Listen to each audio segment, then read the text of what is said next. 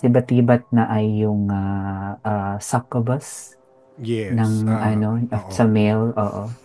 Ako lang mag-isa sa room ko. Every time na binabangungot ako, alam ko na binabangungot ako. So, ang ginagawa ko kasi niyan lagi, inaano ko lang yung paa ko. Tinatry ko talaga siyang, yung kahit mga fingers ko, Yes. nagalawin para lang ma-conquer ko siya. Nakatingin ako sa left side ko nung time na yun.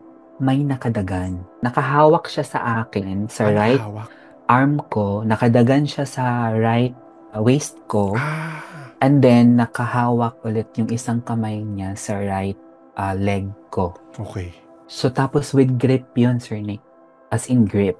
Nabi-visualize ko. I mean, imagine ko lang. Yes. Gets. And then, syempre, kapag binabangungot ka, I don't know sa other listeners natin kung na-experience nila na you can move your, parang yung sa diwa mo, namo-move mo, pero alam mo sa katawan mo, hindi mo namo-move yung katawan mo. Yes. Yung Oo. diwa mo lang nakikita mo or nakakagalaw-galaw ka. Yes. So, nung dahan-dahan akong tumitingin, Sir Nick, right, inaangat ko yung vision ko para dun, kasi gusto kong makita kung sino yung nakadangan. Sinisilip mo. Yes. Oo.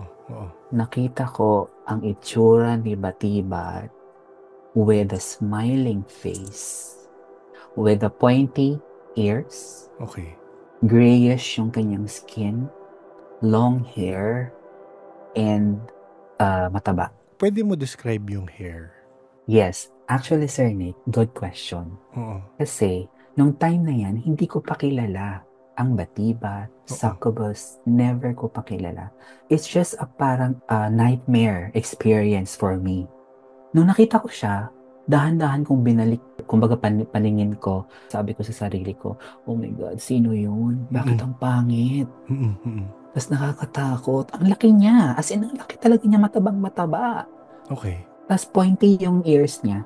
Okay. Yung kulay niya, para siyang yung mga Buddha na kulay metal yung Mm. katawan. Mm. So, 2 days after, sa office, habang may call ako, naririnig ko sa kabilang ear ko, yung nag-uusap yung teammate ko. Okay. Nag-uusap sila about bangungot din. Okay.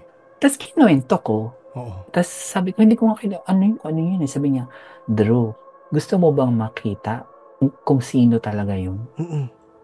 Sabi ko, oo, gusto kong makita. Ito ba yung kinukwento mo? Wait lang, sir. I-search ko lang yun. Same picture kasi siya, yung kinuha ko nung time na na-search ko siya.